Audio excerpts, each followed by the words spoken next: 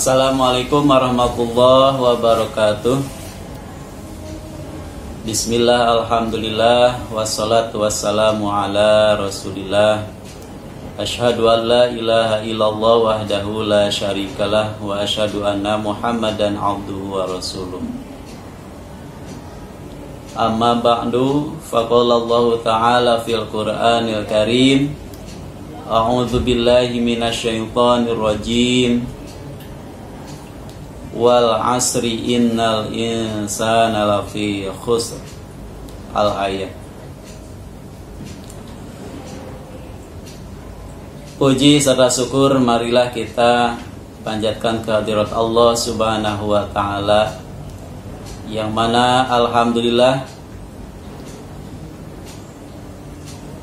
selama ini kita selalu diberikan kesempatan oleh Allah, selalu diberikan nikmat oleh Allah, selalu diberikan kesehatan oleh Allah, selalu diberikan kenyamanan oleh Allah, yang mana ini adalah merupakan anugerah, merupakan karunia, merupakan nikmat yang patut kita syukuri, yang harus kita syukuri.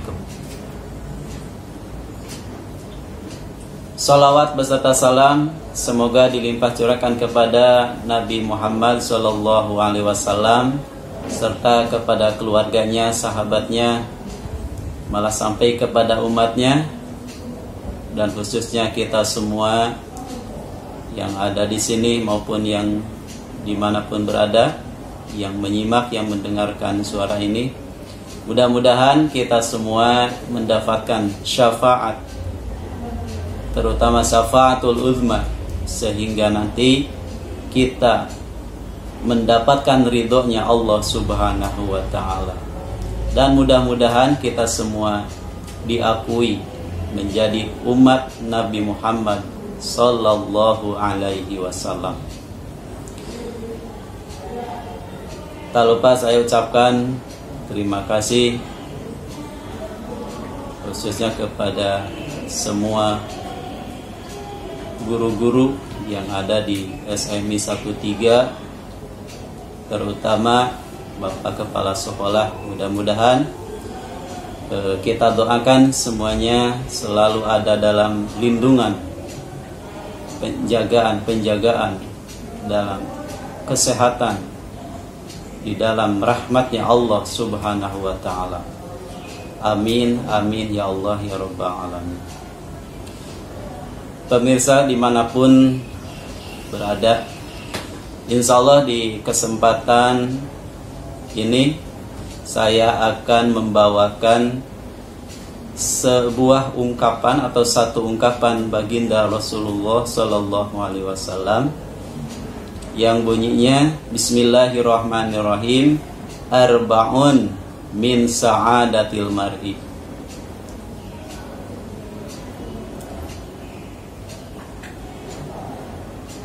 Artinya ada 4 macam, yang mana 4 macam ini merupakan sumber atau sebab-sebab yang menjadi manusia akan merasa senang. Apabila ada 4 perkara di satu orang atau siapapun, ada salah satunya, apalagi 4-empatnya ini dimiliki oleh seseorang, maka ini akan menjadi kesenangan baginya. Mana yang 4 macam itu? Yang pertama, antakuna zaujatuhu solihatan. Yang pertama, apabila seseorang memiliki istri, memiliki istri yang solihah.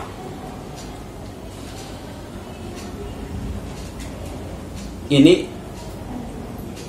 jaminan dari Rasul, apabila ada seorang laki-laki memiliki istri yang solihah, maka itu akan menjadi kebahagiaan baginya. Oleh karena itu, khususnya bagi para perempuan, maka berusahalah kita sebagai perempuan harus menjadi istri yang solihah.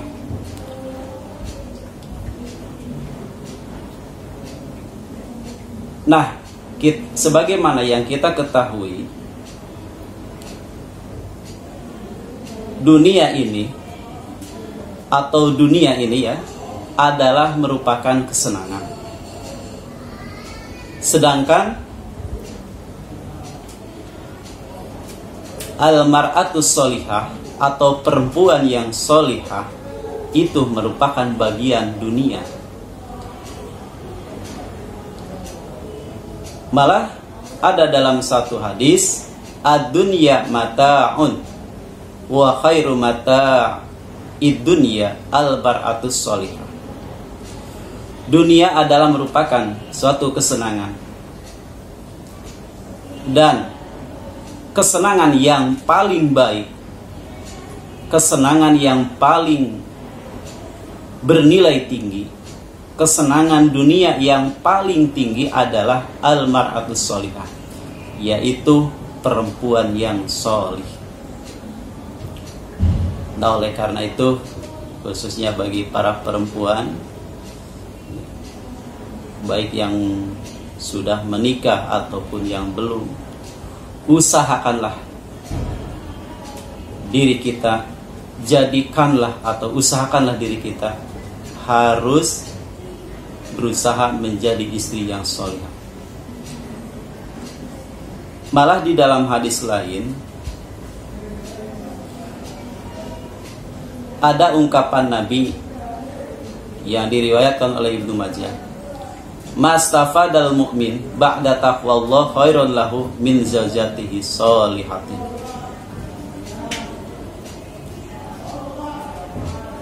Tidak ada sesuatu yang lebih baik setelah takwa kepada Allah selain istri atau perempuan yang soleh. Itu berarti setelah takwa kepada Allah, kan takwa itu merupakan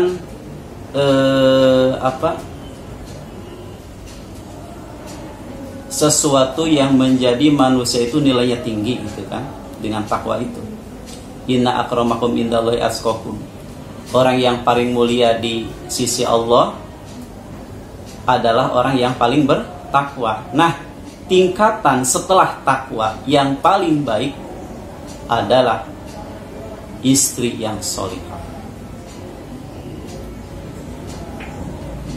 Lalu kita bagaimana ingin mengetahui atau karakter perempuan solihah itu? Di dalam hadis selanjutnya, tanda-tanda perempuan yang solihah itu in amaroha atau athu. Ini tanda di antara tanda istri yang solihah.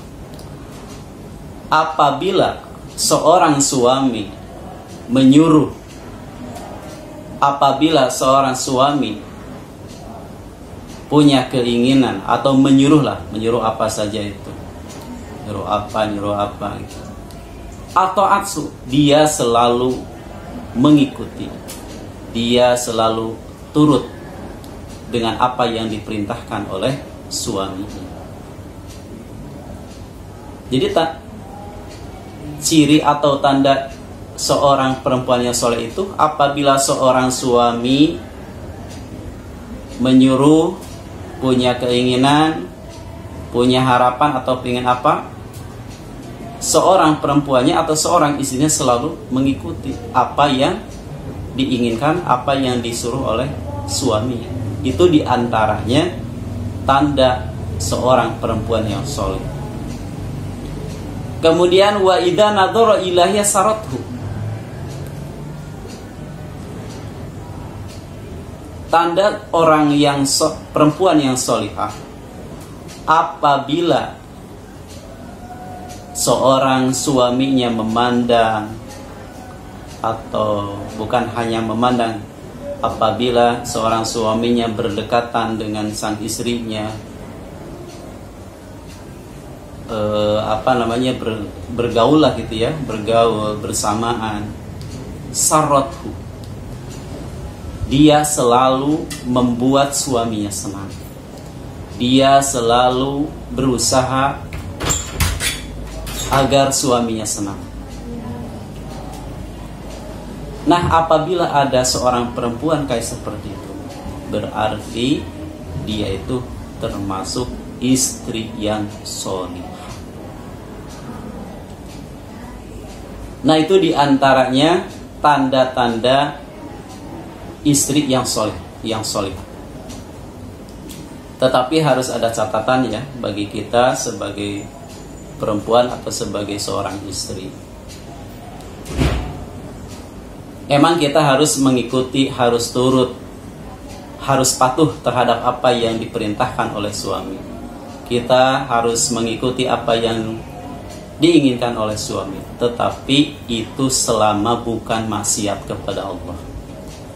Kalau konteksnya, kalau itunya tentang maksiat, maka bagi istri tidak bisa atau tidak boleh mengikuti, walaupun itu suruhan seorang suami kalau dalam maksiat.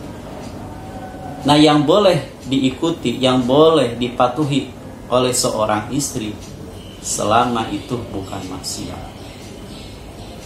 Tapi insya Allah ya, kalau di kita, suami-suami kita, insya Allah orangnya pada alim, orangnya pada mengerti tentang agama, insya Allah suami kita pasti menyuruhnya terhadap sesuatu yang baik-baik. Nah, itu diantaranya tanda-tanda istri yang soleh. Itu yang pertama. Itu yang apa? Diantaranya gitu ya. Masih banyak lagi tentang tanda-tanda istri yang soleh. Di antaranya yang lain, apabila seorang suaminya keluar rumah atau ditinggal oleh suaminya, dia selalu menjaga harta barang milik suami. Dia selalu menjaga keaiban suami. Dia selalu menjaga apa yang menjadi kekurangan bagi suami. Itu diantara banyak lah ya, yang termasuk tanda-tanda istri yang solihah. Mudah-mudahan ya kita semua termasuk istri yang solihah, yang bisa menyenangkan suami, yang bisa mematuhi segala perintah suami, dan yang bisa menjaga segala keaiban atau kekurangan seorang suami. Itu diantaranya tanda-tanda istri yang atau perempuan yang solihah. Nah, bagi kita sebagai suami, senangkah apabila kita memiliki seorang perempuan kayak seperti itu? Ya, pastilah senang. Nah, oleh karena itu, ini bagi suami, kita sebagai suami perlu menjaganya, perlu mengusahakan agar istri kita menjadi istri yang solehah. Bagaimana caranya? Insya Allah semuanya udah pada tahu. Ya, diantaranya kita ngasih pengertian, atau kalau kita mampu, kita ajari tentang agama. Kalau tidak mampu ya kita menyuruh, kita suruh seorang istri. Kalau misalkan kita tidak mampu untuk menasehati atau tidak mampu untuk memberikan ilmu-ilmu tentang agama, maka boleh kita menyuruh seorang istri, suruh belajar, suruh mengaji kemanapun. Kan biasanya kalau di tempat-tempat tinggal kita ada pengajian, ya suruh. Agar apa? Agar istri kita menjadi istri yang soleh. Nah, itu yang pertama yang membuat seseorang menjadi senang. Kedua yang dapat menyenangkan, yang dapat membuat seseorang senang adalah apabila orang tersebut memiliki anak yang berbakti kepada kedua orang tua. Nah, para pemirsa, dimanapun berada, semua orang tua pasti akan mengharapkan anaknya atau keturunan-keturunannya, mengharapkan dia menjadi anak yang berbakti. Tapi harapan itu tidak cukup. Tidak cukup hanya harapan. Kita sebagai orang tua harus berusaha, harus mendidik, harus berusaha bagaimana caranya supaya anak kita menjadi anak yang berbakti. Nah, kita sebagai orang tua, khususnya ya orang tua santri, kita bersyukur alhamdulillah kita sudah berusaha, sedang berusaha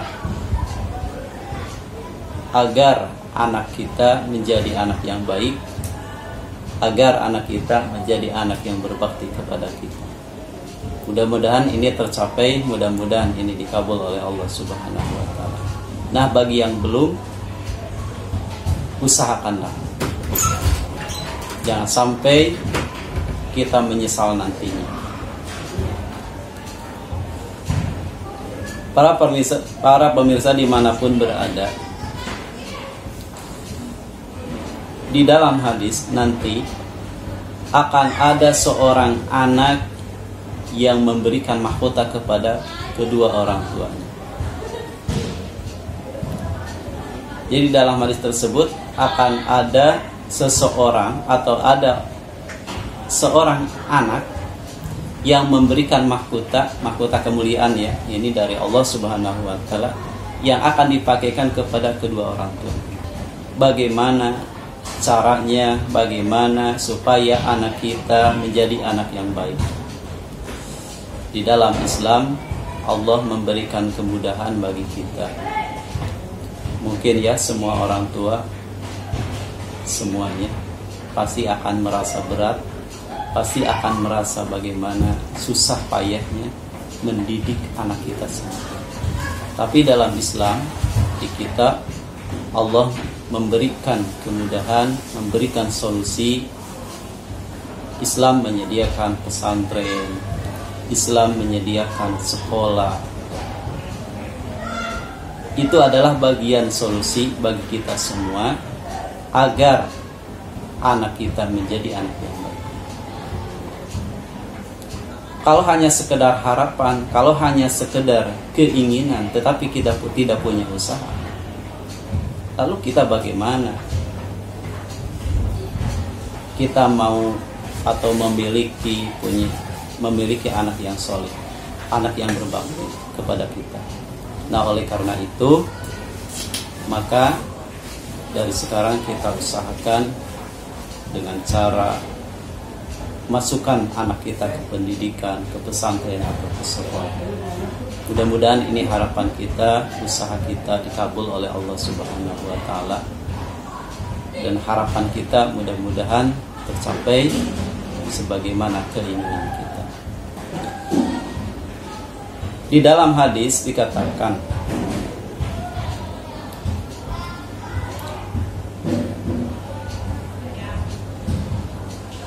ada 3 perkara apabila seseorang telah meninggal, yang 3 perkara ini amalnya tidak putus. Selain yang 3 ini amalnya terputus. Sebagaimana ungkapan Nabi SAW, idza mata ibnu Adam inqata amal. Apabila manusia meninggal, maka putuslah amalnya, kecuali hanya 3. Yang pertama, min sodakotin jariyatin. Yang pertama adalah sodakoh jariyah. Nah, sodakoh jariyah insya Allah ya, bagi orang siapapun, baik laki-laki maupun perempuan, yang sodakoh jariyah itu akan terus sampai kepada orang yang melakukannya. Dan yang kedua, ilmin yuntafa'u bih, ilmu yang bermanfaat. Dan yang terakhir, awaladin solihin yadumulah, yaitu memiliki anak yang soleh selalu mendoakan kepada orang tua.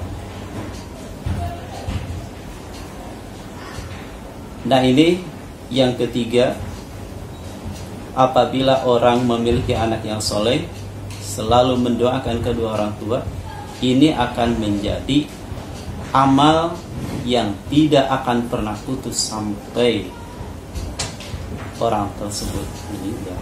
Jadi selama anak kita ada selalu mendoakan kepada kita, insya Allah itu amalnya akan terus mengalir kepada kita.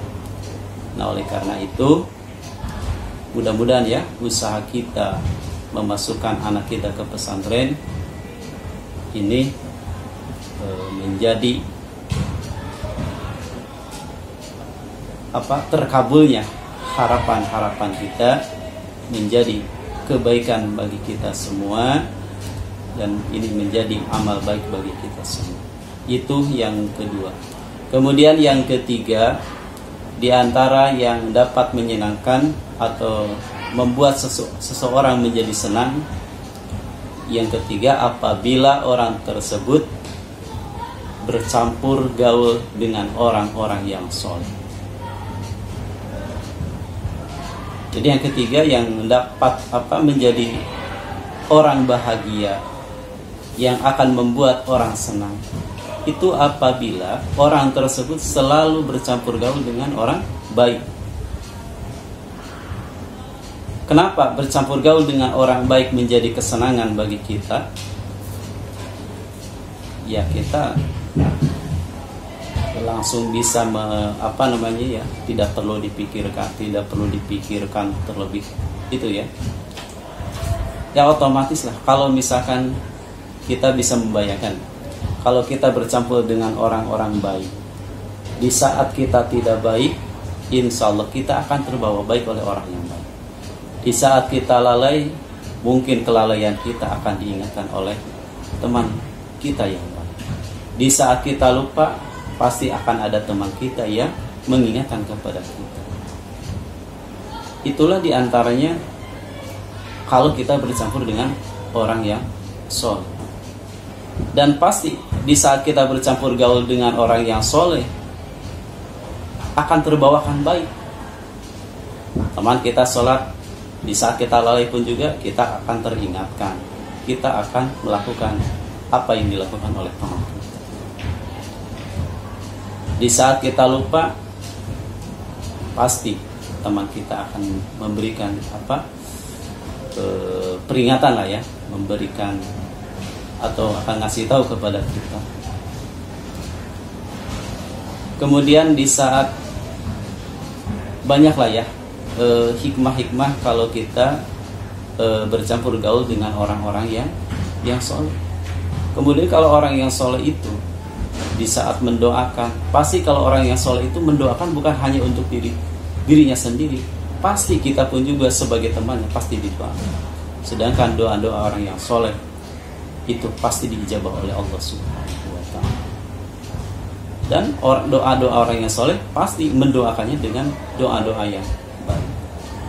Nah oleh karena itu, bagi kita perlu dalam mencari teman, bercampur gaul, mencari teman lah ya, mesti kita cari dulu teman yang baik, teman yang sangat-sangat baik, atau teman-teman yang soleh, agar kita terbawakan kebaikannya oleh teman-teman kita. Malah di dalam hadis, perumpamaan orang yang selalu bercampur gaul dengan orang yang soleh, itu isi dari hadis ini hanya sekedar isinya saja ya. Di dalam hadis tersebut, perumpamaan orang yang selalu bercampur gaul dengan orang yang soleh dengan orang yang bercampur gaul dengan orang-orang yang tidak baik atau orang-orang yang tidak soleh, itu bagikan seperti orang yang memiliki parfum ya, dan orang yang